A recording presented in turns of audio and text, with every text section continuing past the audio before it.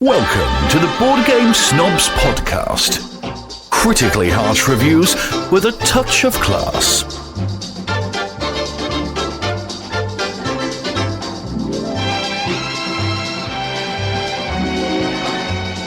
And go. All right. What have you been up to? This is Jerry with the Board Game Snobs podcast. I don't know if I was asking you or the audience what they've been up to.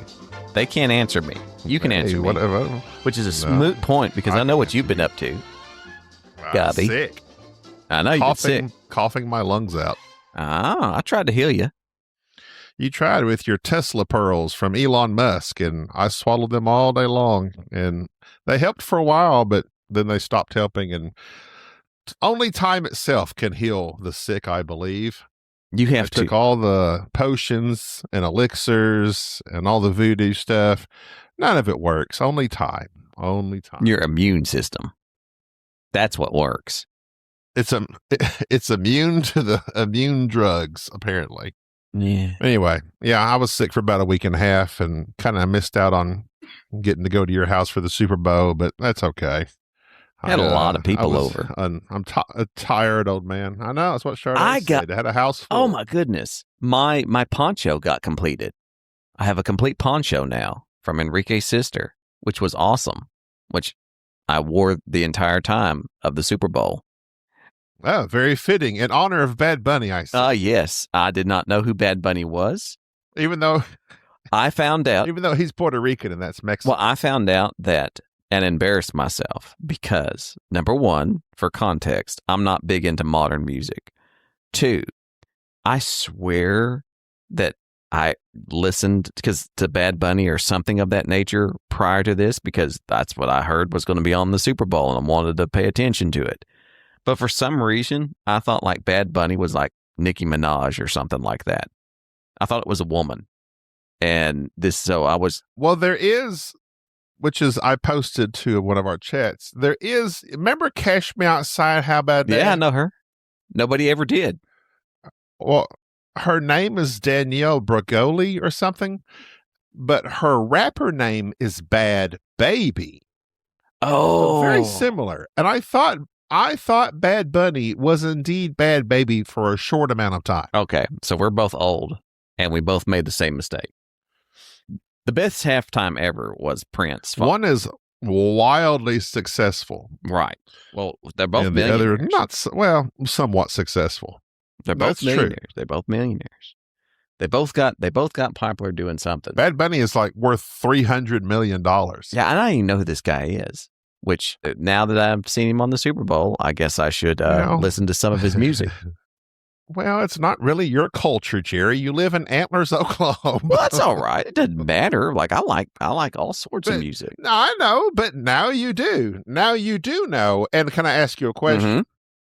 Did you enjoy any of it? Not really. I mean, and that was really the context of it is that I was, everybody was talking. It was a loud group. Not many people are paying attention. And so it's like I didn't really get the full experience. I'll have to listen to him on my own. I'll look up his most popular songs and kind of go through them. But I don't even know what it's about. Well, he sings a lot about Puerto Rico and dancing and women and stuff like that. Very cultural stuff. I haven't heard of him either until recently. And then I did watch the Grammys, which I actually enjoyed for the first time in a long time, because usually the Grammys just has a bunch of, as you have mentioned previously, we are old, and I don't know who these people are anymore. If Pearl Jam's not receiving a Grammy, I'm not interested. And Pearl Jam hasn't gotten a Grammy in a good 25 years. If they ever even got one. I don't know if they did or not. They should have if they didn't. But anyway, this year's Grammys heavily featured Bad Bunny, so I became familiar with him there. And then the song of his that is like ultra popular's, it's initials that stand for some Hispanic phrase I don't understand. It's DTMF. Stands for something. That's the album. But it's good. It's got a good beat. I looked up the lyrics. Well, it's also the song. Oh. But it's got really good lyrics. It's just a dance song. He's like saying, I wish I could capture this moment. I wish I had captured more. It's a nostalgic song for his growing up in Puerto Rico, basically. And it's got a good beat. Me and my wife were dancing to it in the living room. Well, I mean, you don't have to know what they're saying to enjoy it.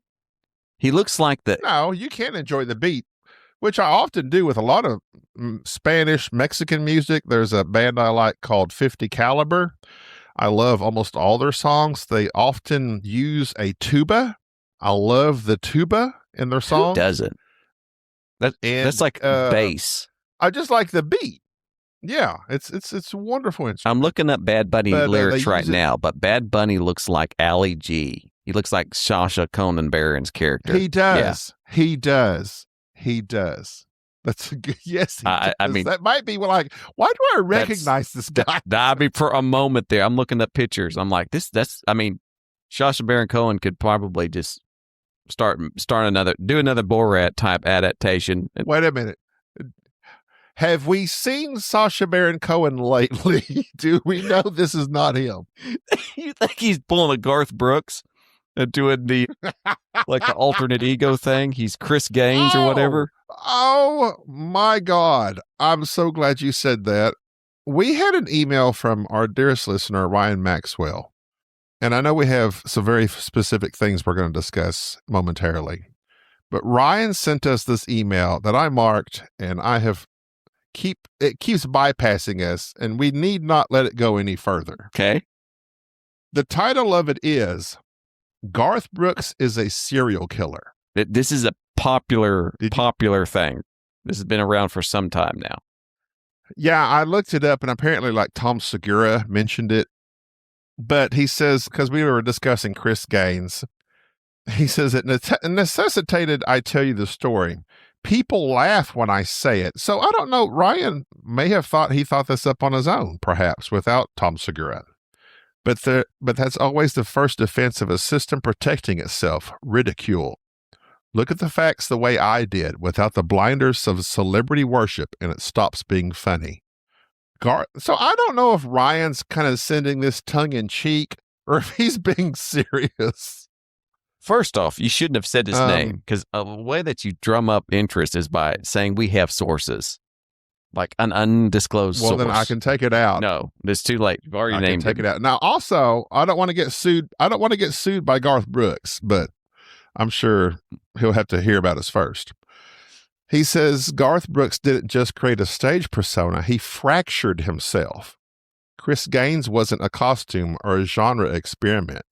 You don't build an entire alternate biography, change your appearance that drastically, and inhabit that level of emotional darkness unless it's already inside you. Gaines was volatile, tortured, reckless. Brooks was controlled, polished, beloved. That's not branding. That's compartmentalization. This is a long email. It's a very long email. Everyone says artists explore the themes. But there's a difference between a metaphor and obsession. Death, regret, secrets, guilt. Listen closely and the same ideas surface again and again, especially when Gaines takes over. Artists confess in songs because it's the one place they think no one will take them literally. I think Ryan sent this through the AI and had it typed up. No. This is Ryan. Ryan's got this figured out. Me and Ryan got the same tinfoil hat on.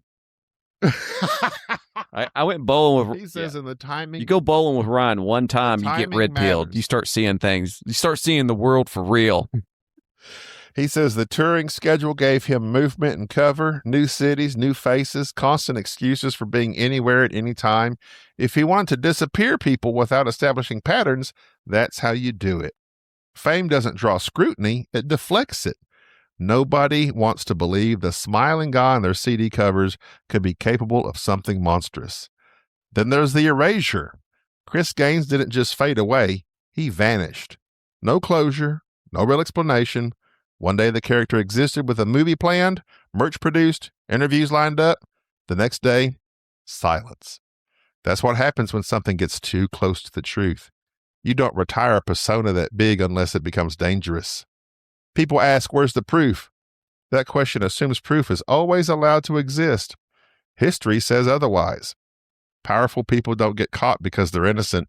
They get protected because they're profitable.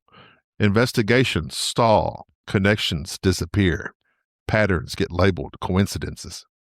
What convinces me isn't one detail. It's how well everything fits once you stop assuming he's harmless. 2 faces, one public, one hidden, one loved, one buried. Chris Gaines wasn't an experiment that failed. He was the part that slipped out, had to be locked away. Laugh if you want. That's what everyone does before the documentaries come out years later, asking how no one saw it coming. Sincerely, Ryan Maxwell. There is a book on Amazon called Bodies in Low Places. That is 2 journalists that have compiled what they think is evidence that Garth Brooks is a serial killer. I'm not saying it's not possible. Bodies in Low Places. Isn't that like it's like a ripped off one of his songs, isn't it? Yes. Okay, that's what I Friends in Low Places. That's what I thought. It's one of those things. We recently had a karaoke night in which that was the smash hit of the night. Obviously. But I mean, it's one of those things. But what if Garth Brooks tried to kill you and failed, and you were able to identify him? Now, even if you went to the police, nobody would believe you. Yeah. I mean, it's a perfect. Garth Brooks tried to kill me. It's a perfect cover. It's a perfect with a chair. Yeah, it's a perfect cover. So I'm just saying, yeah. Our country fans will get that one. I'm sure they will. Both of them that listen to this podcast. I think our perhaps our he tried to kill me with 2 pina coladas. Murderitaville. Oh God, that's awful. What was the other thing that we were discussing just a moment ago that I forgot? Bad Bunny. We knew that. The Super Bowl. First off, Super Bowl was absolutely god-awful. What a travesty that kicker did not get MVP. That Seahawks kicker who scored more points than all the Patriots and carried the only person to score during like the first 3 quarters of the game, and they did not give him MVP. That's insane. The man made a 60-yard field goal, but nope. He wasn't even on stage. Yeah. No. Only your running backs and quarterbacks and all they get all. They'd send him straight to the locker room. The dude didn't even get a shirt. He was just gone. Like that was what's said. They like bring up the running back. It's like, oh yeah, and the quarterbacks who had that's the best defensive game I've ever seen played in a. Yeah, but anyways, it made it terrible to watch. It makes it terrible to watch, but it only got slightly interesting in the fourth quarter. But and I was just keeping track of the commercials, and the Jurassic Park commercial, of course, killed me. That was it. I loved that one. That's it. That's everybody just came to my house to the party. That's all we're doing. You just come to my house so we can eat. And we had a bunch of people, and we all sat around and ate. And like 1/4 of the people there actually cared about the Super Bowl, and most of them didn't care. Now, see, that's I do watch the game, so I was glad I was able to, because I watched the game every Super Bowl. I'm not there for the commercials that's I'm glad to enjoy that. And I say enjoy when they're good, which they really haven't been in like 20 years. The halftime shows, you were about to mention some previous halftime shows that were far better, and I agree. Of course, my favorite in recent memory is the one where they had all the like 90s hip hop stars. Sure. That was everybody showed up. Yeah, that was a good one. Jessica Alba was dancing out there with Bad Bunny. I saw that. As was Pedro Pascal. I seen Pedro in the background. I thought that was Enrique. But no, like if Jessica Alba's there, I'm there. So I don't know why in the world they had her show up. What has she been doing here lately? I was pleased to see her. She has some like fix it yourself type show. Does she? What is she doing? Like some DIY. Yes, it's like some makeover show for houses, I think. I'm looking her up right now. You know how I feel about Jessica Alba. Let's see here. Actually, I don't think I do. I know how you felt about Jessica Ferguson. Maybe it's just all Jessicas with you. I don't know, but Jessica Alba. Are you a Jessica guy? It's weird that you married a Jennifer when you seem to be a Jessica guy. It's just the J's.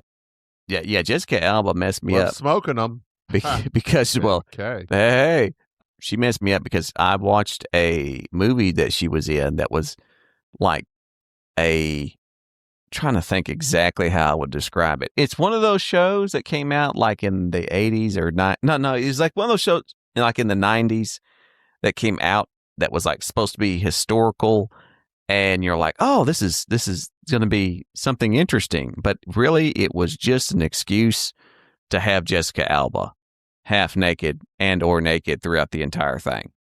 And I'm racking my brain to think. It had an awful title. The Sleeping Dictionary. Oh, yeah. That's what it was. I see that. The Sleeping Dictionary. I've never heard of that. Okay. First off, Cast. they should all go to jail. Bob Hoskins. Bob Hoskins, Mario. All right. Love Bob Hoskins. Love. What are you laughing at? Bob Hoskins? R.I.P. The first thing you relate to Bob Hoskins is Mario. Yeah, I know, because that's when I first seen him. He was Mario. Then he was in Hook. Oh, what about Roger Rabbit? No, well, actually, Roger Rabbit was the first one I saw him in. But like, he was Eddie. Yeah, I know. He was the guy. He was the guy that kind of like he was there for my entire childhood. Like he was Roger Rabbit. But so here's and Hook. But let me just. All right. Here's the thing. Bob Hoskins has a very odd place in my heart because he basically formulated my view of women. Because every movie that Bob Hoskins was in, as a young man, he introduced me to another attractive female. Basically, so like in Who Framed Roger Rabbit, you have Jessica Rabbit. Follow the train of thought here. Then in the Jessica, I know. Then in Super Mario Brothers, there was that hot blonde chick that didn't do anything. That show was awful, but I loved it. I didn't know any better. But it was the princess. Who was the princess in Super Mario Brothers? Give me a second. I will tell you here in just a second. It was a blonde. I am looking. Samantha Davis or Samantha something. Oh my God. She was Peach, and she was in Princess Peach. She was in that, and then she like showed up later. Samantha Mathis. Oh, so close. Mathis. She showed up in like that John Travolta movie, Broken Arrow, which was another god awful movie. Anyways, then so let's just follow along here. Bob Hoskins. I got Who Framed Roger Rabbit in the 80s. Mm-hmm. Then he hits me with the banger in Hook, and let me just tell you, Julia Roberts in Hook, Tinkerbell. Mm-hmm. Another J. I know. Even with that weird haircut she had, she looked good. Anyways, then Bob Hoskins, Super Mario Brothers. All right. Then what else was it? He was in something else. Oh. This is deep cut. Deep cut.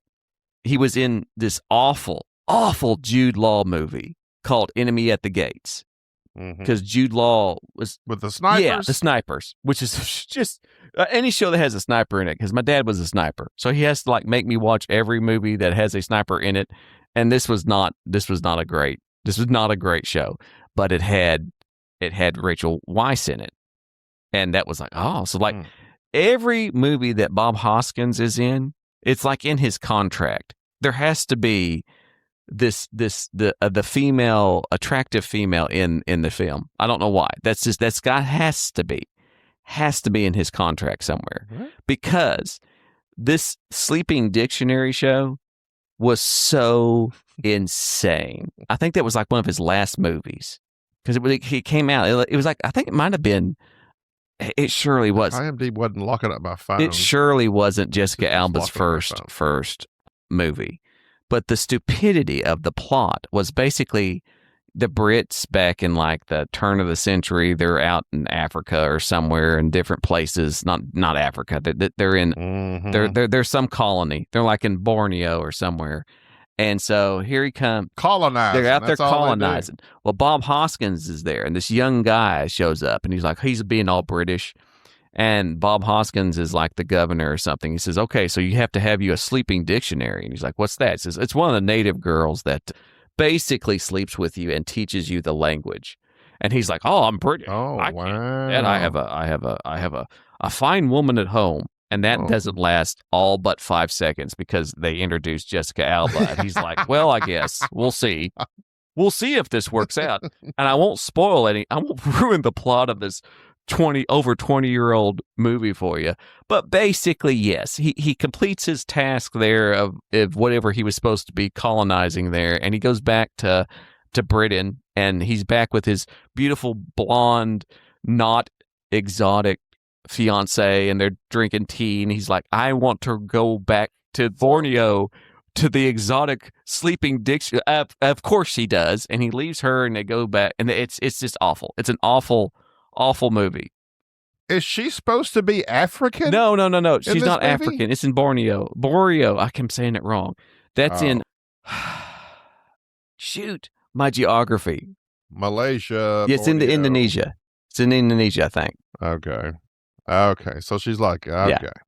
Wherever So wherever Indonesia's at. We're American. We don't know where another place is at. You know good and well when I said Borneo, you're like, well, you didn't know where that was at. That's Australia. No idea. It's close to Austria. Australia. Yeah, those places are close. It says a young Englishman is sent to Malaysian Borneo. Yeah, it's over. It's north of. It's north of Australia, south of Vietnam, and all that. Anyways, so that's what Jessica Alba is like. That was her first movie after Dark Angel. Right. Yeah. She was like in Honey, and that was like the thing that made her. And then like she just was getting typecast as being, They should have just cast her in Fast and the Furious, the first one. She should have been Paul Walker's girlfriend in that one instead of Jordana Brewster, but it's okay. That's stuff that nobody cares about but me. She's Mexican American. That one, that one though that she did with Paul Walker, like it's not Deep Blue Sea, but something. Yes, like that. It was the blue. Yes, that was that again. All that got you into that movie was the trailer, where you just saw Jessica Alba swimming in the ocean, and it's like, yes, we're there. And Paul, he's gorgeous. Paul was gorgeous. R.I.P. But yeah, why'd you get me off talking about Jessica Alba here? I did not want to talk about Jessica Alba. We just started talking about Jays and Jessicas and your love of Bob Hoskins movies. Bob Hoskins, the man. I'm gonna watch. I love Who Framed Roger Rabbit, but I'm afraid to show my kids that film. That's a little edgy. But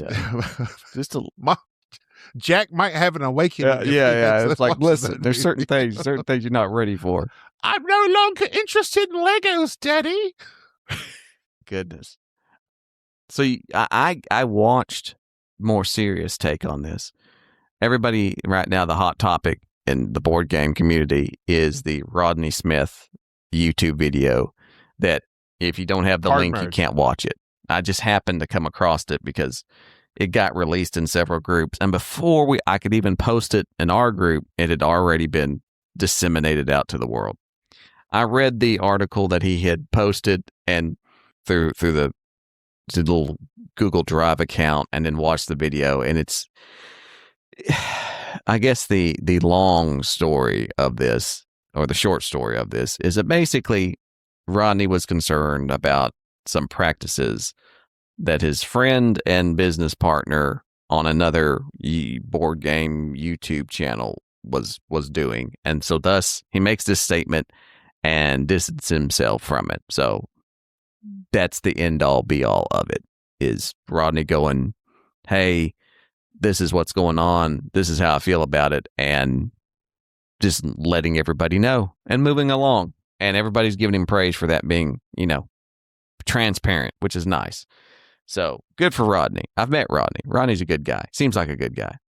And the whole situation, though, to me, man. So, all right. So you understand what view botting is. Let me ask you a question. Go ahead. Well, I need to ask you a question first. So I noticed you also didn't say his name.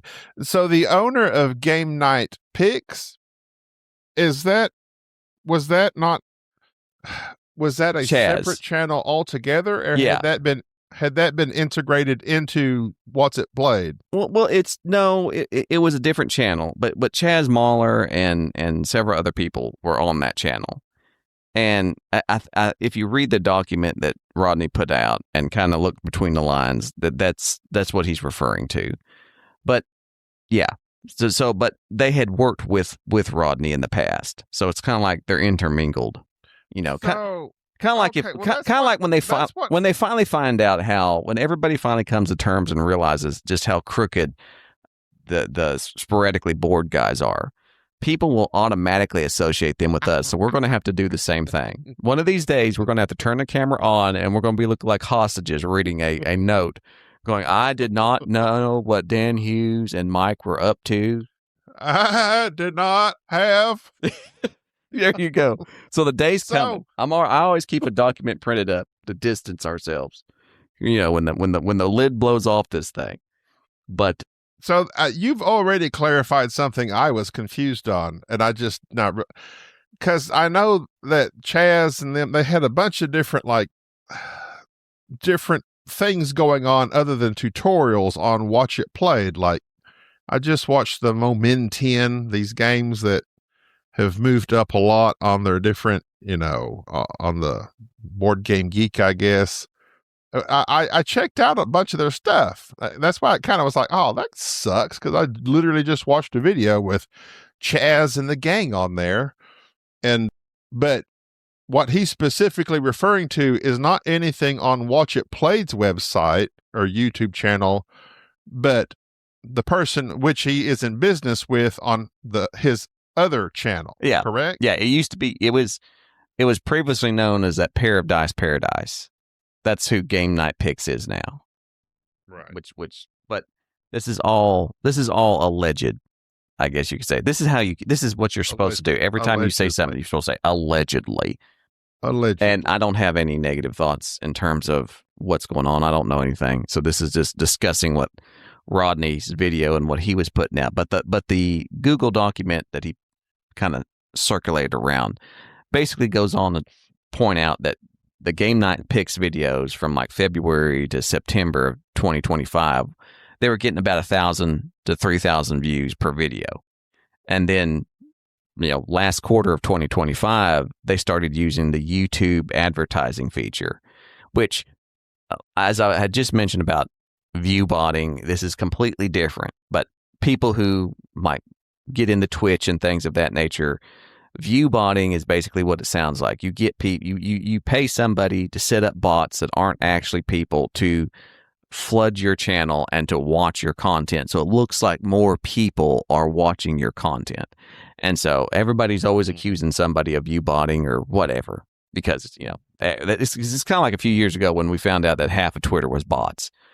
But that's what I was going to say. It's one of those practices that's like, if everybody's doing it, is it, Well, not everybody's doing kind of like Lance Armstrong. Well, this ain't a Lance Armstrong thing. I mean, yes, there are.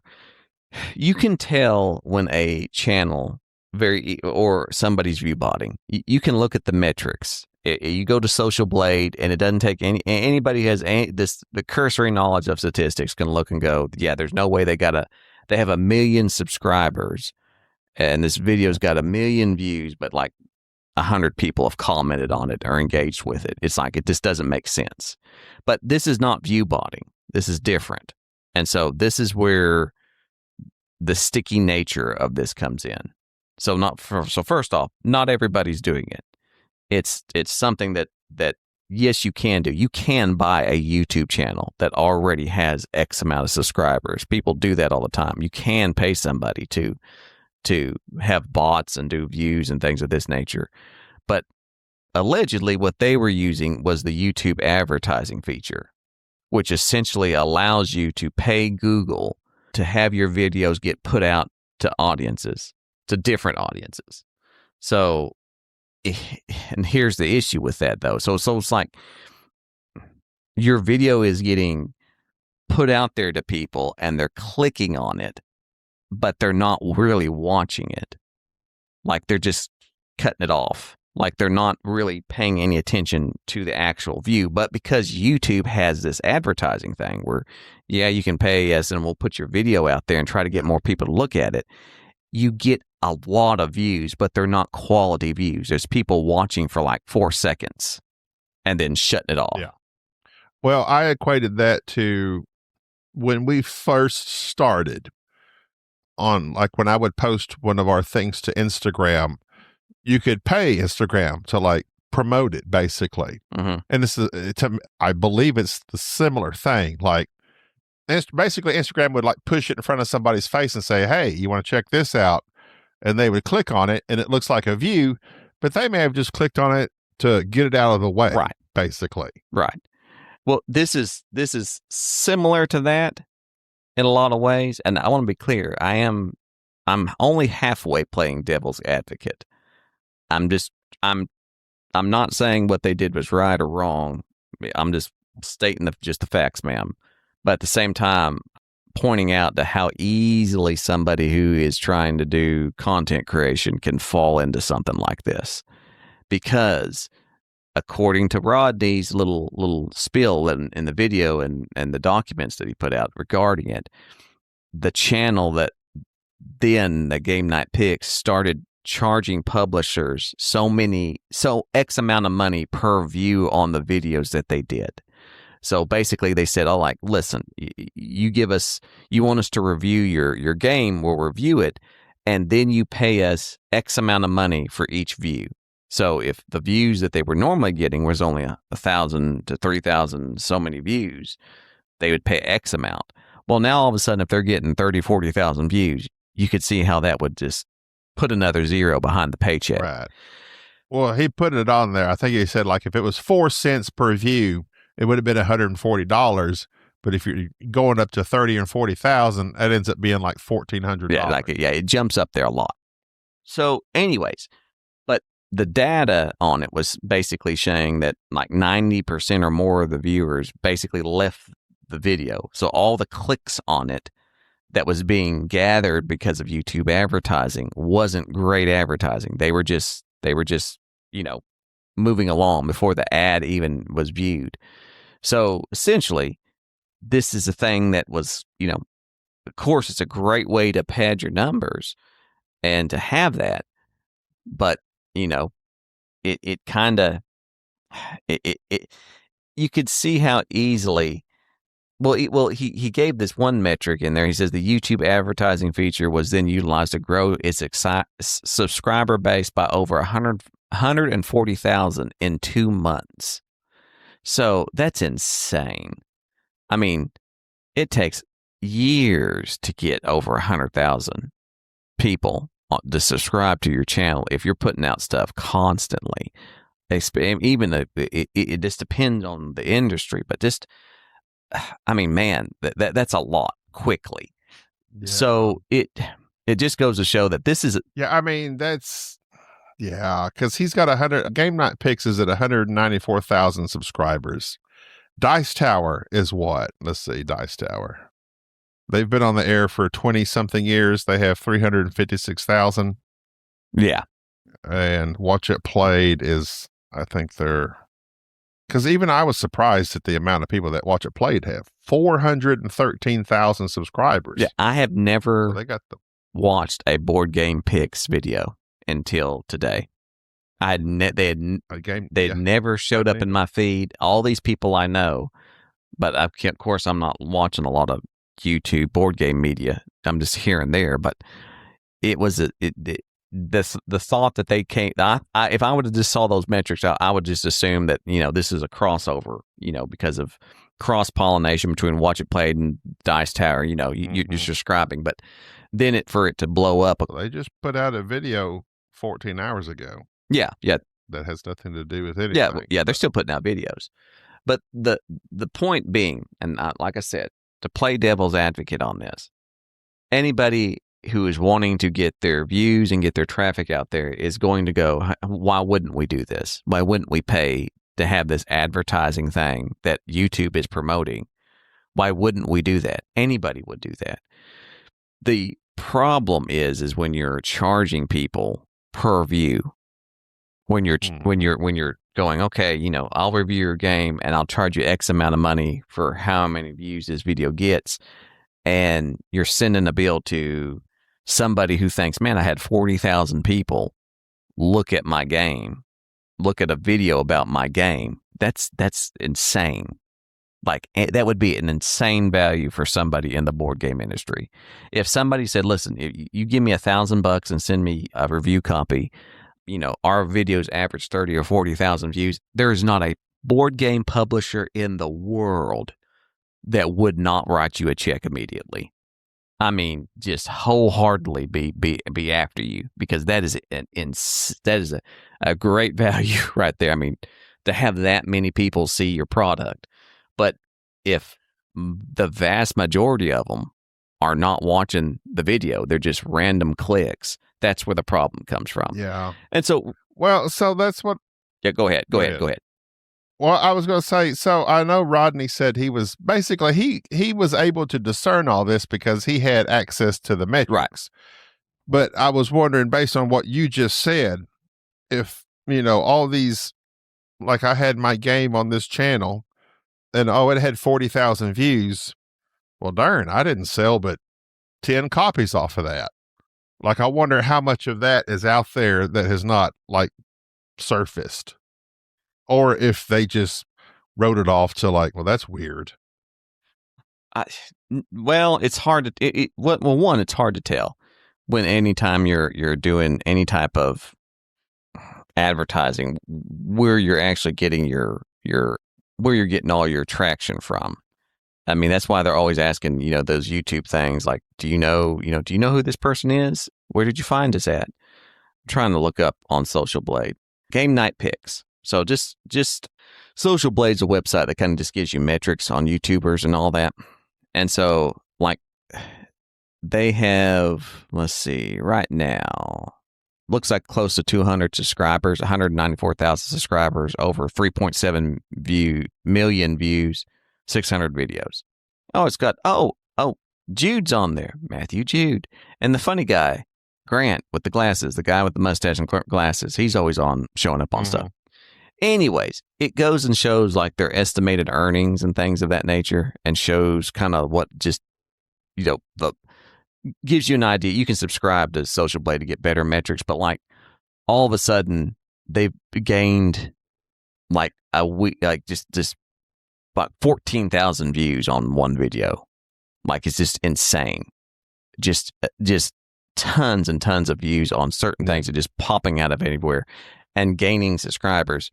And so over like the last 30 days, they've gone up by like 18,000 subscribers. So you can kind of look at that and go, man, what's going on? What all these various things. And Social Blade, like, this is getting down into the weeds about it, because I'm go back to my point is this something that could be illegal, which is what Rodney alluded to? And the answer, I'm not a lawyer, but from what I understand, what little bit I know about the legal side of business, not necessarily in YouTube content creation, but in dealing with metrics and, acquiring businesses and things of that nature and looking at the health of different companies, you can't lie about what you're producing. And if you're going, hey, we have this many views and you're charging people for it, it's one of those areas that, it can be a legal issue. If you're using metrics to deceive somebody on purpose, then that's the FTC will get after you on that pretty quickly. But so Rodney has cut ties with everybody, including Matthew Jude and Naveen, and I forget her husband's name. But that's the sad part of it, is Rodney feels burned. And he's like, there's no reason not to trust Matthew and Paula and the other couple. I can't forget their name, but he's just like, I just need to go back to me by myself until basically I feel safe again. And that's sad, because I don't check out a whole lot of board game media, but I always appreciated that Watch It Played was out there with an alternative to the Dice Tower, because I liked a lot of what they did.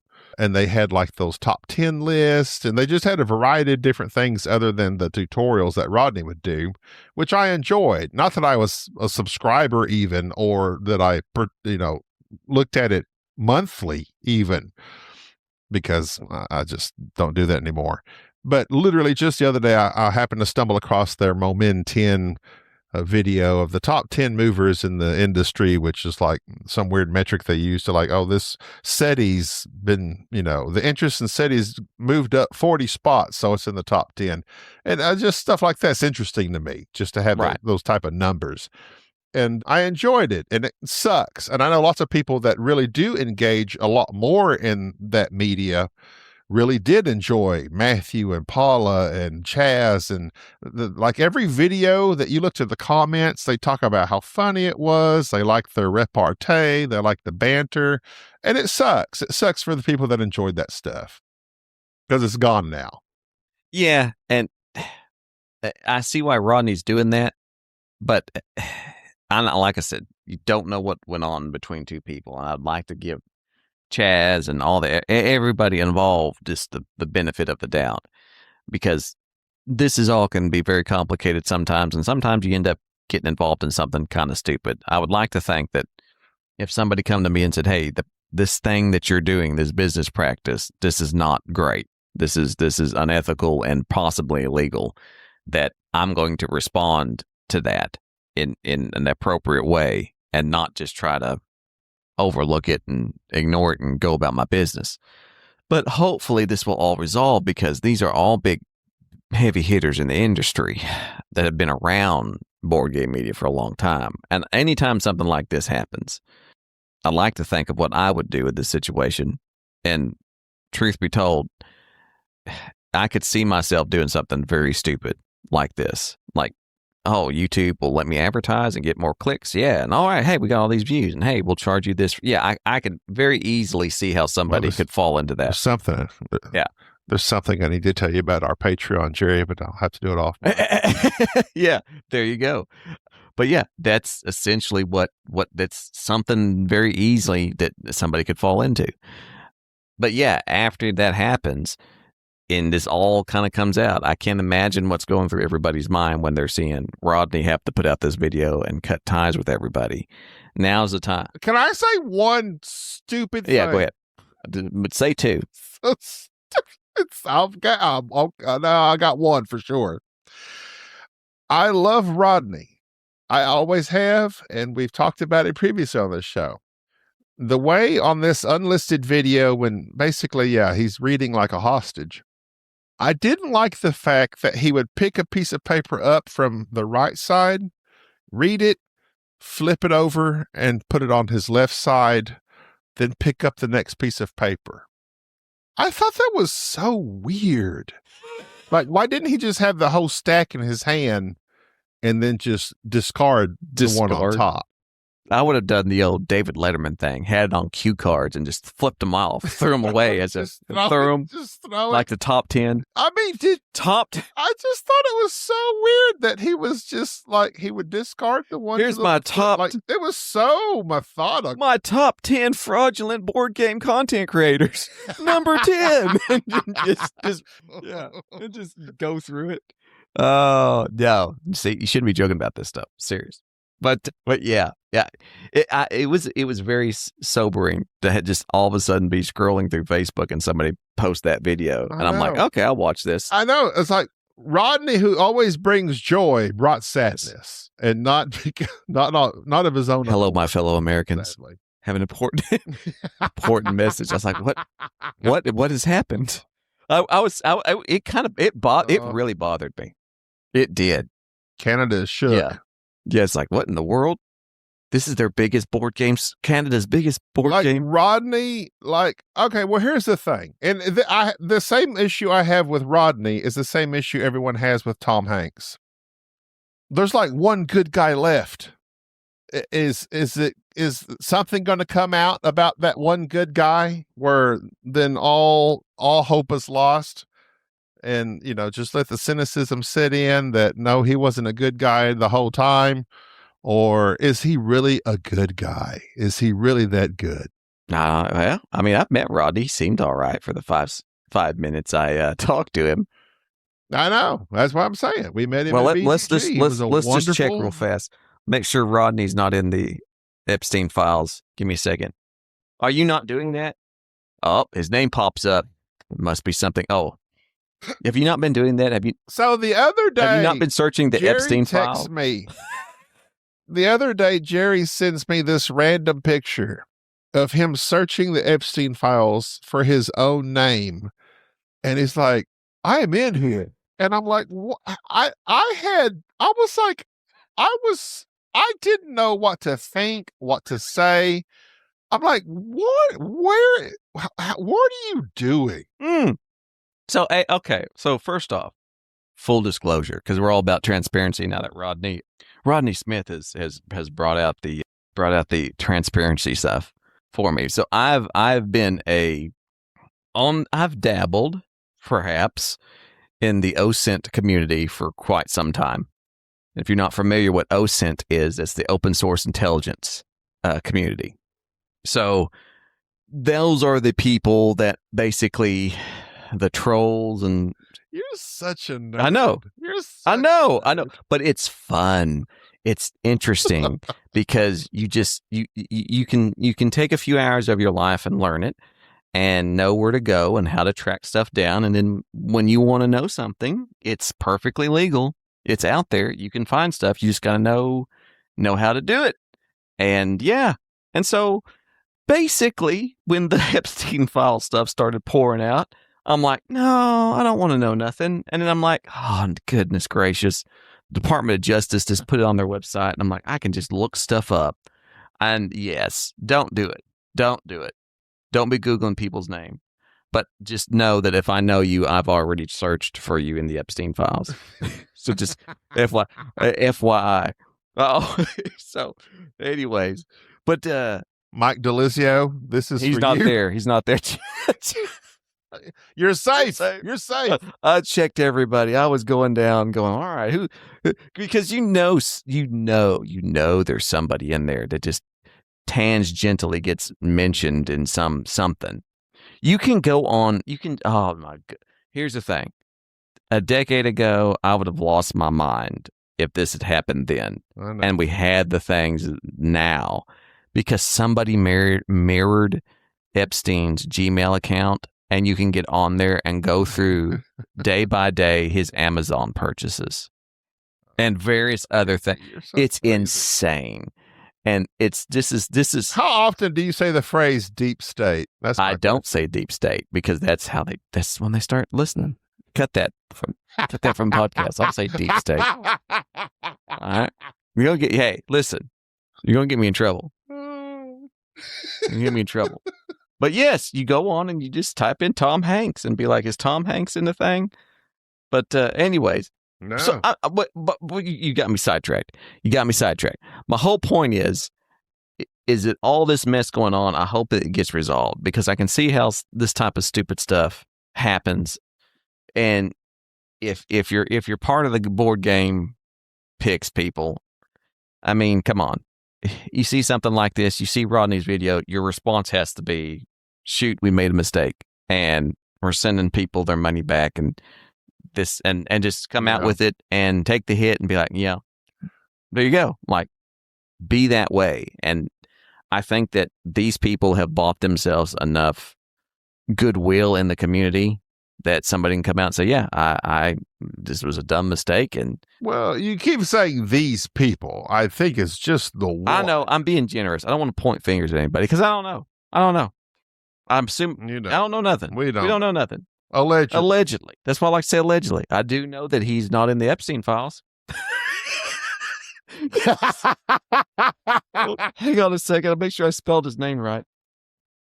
Just make sure. Yeah, good deal. Good deal.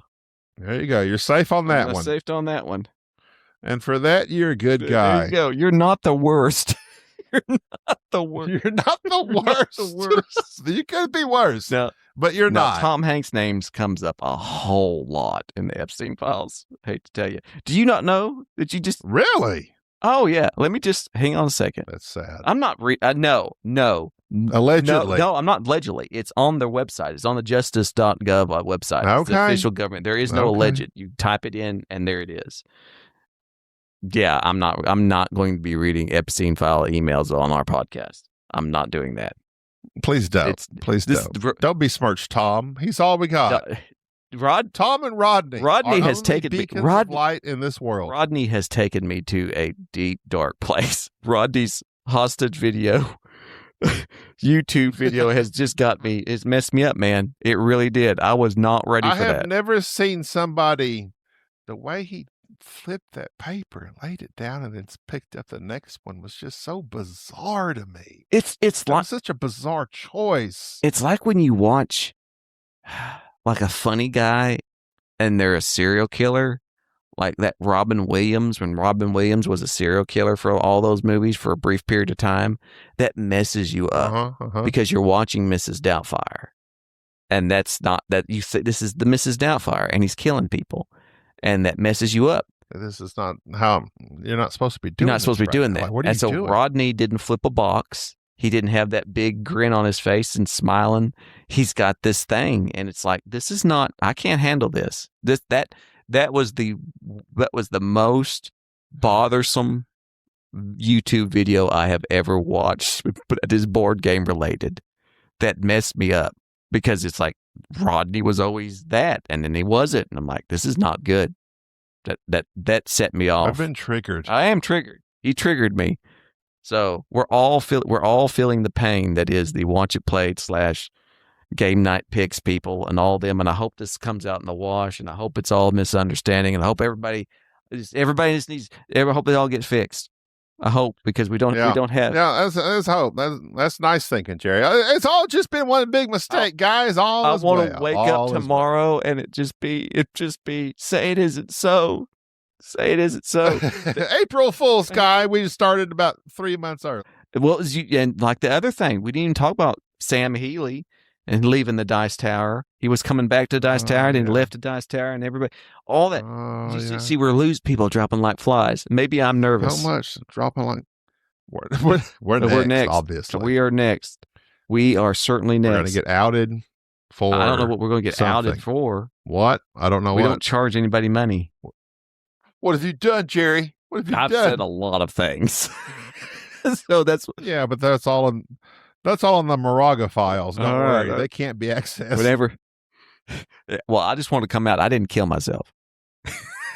If something happens, I feel fine. I love myself. I would never hurt myself. If something happens, obviously, look into it. Gabi released them. It wasn't me. That's going to make me look bad. Oh, now I got this hung over you. Now I got you right where I want you. You've got release the Moraga cut. You've got just edit it. That's the thing. I edit all these podcasts a very specific way. Yeah. I'd be like, release the Jerry cut. No. It'd just be a bunch of people are going to realize that I was the reasonable one. That's what's going to happen. Here's what's going to Here's what we should do. We should at one day we should release the Enrique cut. And what we can do is upload several episodes into like Chat GTP and say, just add, we can clone Enrique's voice. It's not hard to do. And just be like, have this Hispanic gentleman interject intelligently into the conversation throughout the podcast, and just have like Enrique speaking so fluently and clearly and intellectually about all the topics, and we just cut all that out. Just cut him off. The Enrique cut. People realize that all this can be done. He's the man. He was the man. He was the puppet master behind the scenes the whole time. He's the fall guy. He's who I'm going to rat out. If something ever happens, then we have to like completely blame it on somebody. That's what we're going to do. We're going to set the camera up, read into it. He's the Manchurian candidate. It's going to be you reading into a camera and me standing behind you with a curtain, like a blanket put up, just me standing with my arms folded behind you and you blaming everything on Enrique. Enrique was the mastermind. And there you go. He's our fall guy. Well, I hate that there's drama in the board game industry. I hate it for everybody. I hope that... No, you don't. I do. Do you? I do. You like drama. I like drama. I don't like this drama. I like it when it's people I don't like. These were all people I like. That's what bothers me. This is all people that I like. True. That's true. And I go, I like all these people. I hope this is just a mistake. And why can't we be friends? Why can't we? I made a mistake. I made a mistake. My man. Dude, that's the most epic. My statement. If his statement on tomorrow just comes out, my bad. Just a 5-second video. I have made a terrible mistake. It just shut off. It is. I mean, they could have been like friends, close friends. Oh, It's sad. My goodness. I hope that I do. That's why I feel bad, because this was probably. And he's like, I'm reading this in a disaffected tone because basically, if I were to read with emotion, I'll start crying. That's basically what he said. I just want to.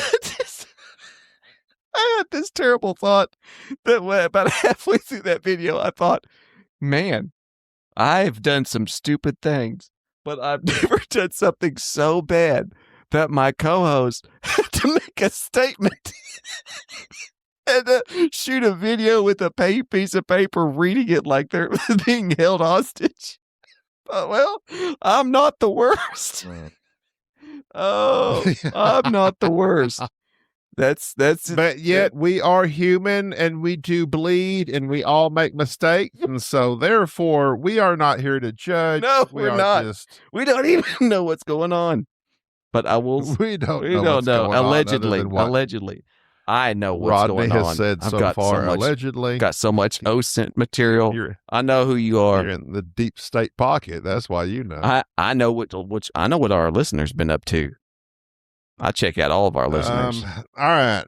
That's going to do it for this episode. I know where you live. We are recording Monday after this one's super close to, this is about as close to live as we get anymore. So enjoy this episode. We'll get together Sunday and record the next episode, I hope. Is that the plan? Yeah. God willing and the creek don't rise. My pickleball. That's an old-timey folksy suffering due to the cold weather here in the northeast Texas area. We've been frozen out and snowed under, and then I've been sick. It's just been a heck of a last 3 weeks for us, so we'll see. But anyway, that's our thoughts on whatever this was, allegedly. And we'll see you next week, I guess. Allegedly. Oh, well, pardon me, Mr. Perfect. I guess I forgot that you never ever make a mistake.